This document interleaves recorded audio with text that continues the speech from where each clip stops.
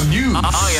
IFM News. Lokal. Idol Lawrence, come in. Yes, Idol Bernard, napaayaban ni PNP Traffic Division iti siyudad Tilawag dagiti talo tricycle driver nga dani iti number 1067-2399 ken 0063. Daytoy ket kalpasan ang may pagarup ang nag-overcharge kadagiti pasahero ita ang mapaspasangasangan iti palarong pambansa 2025. Kung natin mabagdal ka na source ang napaayaban data pwede kas taket maimbestigar da babaen kadagiti investigator iti PNP Traffic Division iti siyudad Tilawag. Imbatad na ano mapaneknik ang nag-overcharge dagitoy ket matiketan da ngem sa andan nga ilanad pa no mano iti multada ngem no kumarkaro pa iti sanksyon da ket mabalin ang masuspenso iti panagpasada da kabayatan na nagtali na ed 20 pesos iti plate iti siyudad Tilawag ken ket agnayon laeng ti 2 pesos and 50 centavos iti kada 2 kilometro. Ti estudyante, senior citizens ken PWD ket 15 pesos ken ti ubing a 5 years old below ket 10 pesos ken minimum of 2 passengers.